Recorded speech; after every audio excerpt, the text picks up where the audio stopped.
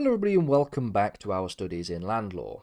In this lesson we're moving on to topic number 7. This topic concerns itself with licenses and the question of proprietary estoppel.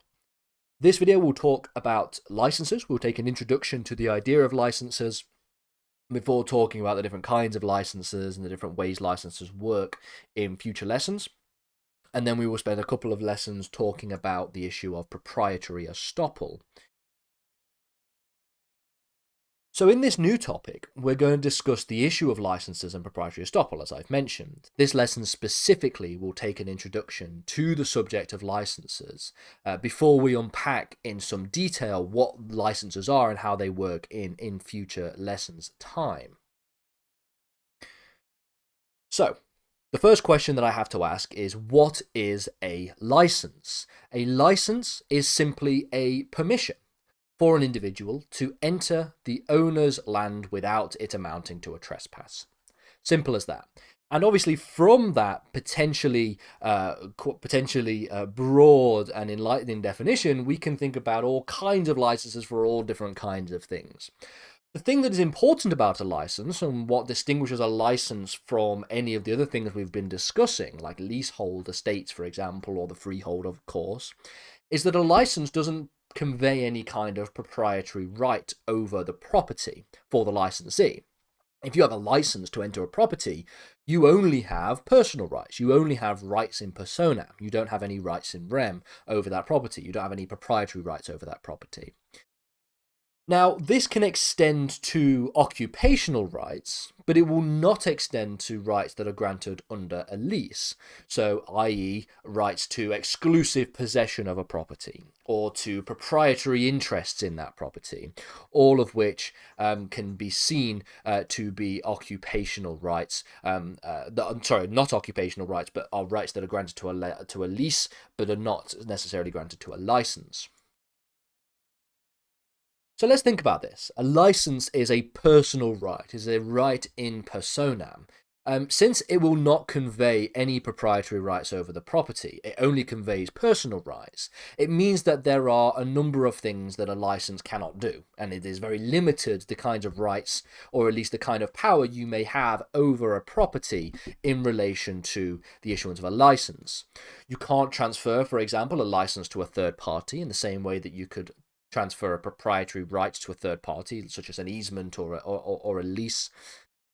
It cannot be binding onto a third party either, similar to the idea of like I said, an easement or maybe even a restrictive covenant.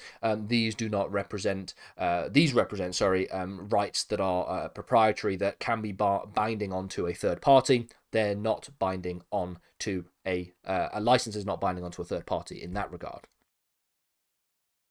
Now, one of the earliest, potentially the earliest authority on the issue of licenses comes from the case in 1673.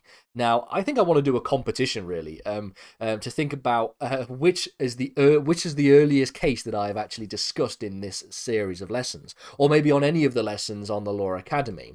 I know for one that there is a case that we discussed not long ago on a different subject that came in 1601. So potentially maybe find that, but I wonder if there is a prize for anybody who can name in the comments the case that has been discussed on the Law Academy that is earlier than 1601. I don't think there is any, in fact, so maybe identify that case, but this is definitely up there in terms of some of the oldest cases that we've discussed.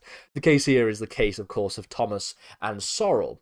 And what this case illustrates is the fact that a license is not a property right. It is a right that is personal and is issued for the use of land for a specific purpose. This was a case where the defendant had been selling wine without a license, which was in violation of the 1660 Taxation Act, very old piece of legislation. The Crown essentially issued a substantial tax onto the defendant, where the defendant argued that there was an exception in the legislation, where he had the capacity as a member of the Ministry of Vineyards of the City of London. He argued that a royal patent that had been issued by King James I. King James I being the King of England and Scotland from the years 1603 to 1625, said that it could essentially modify the taxation provisions.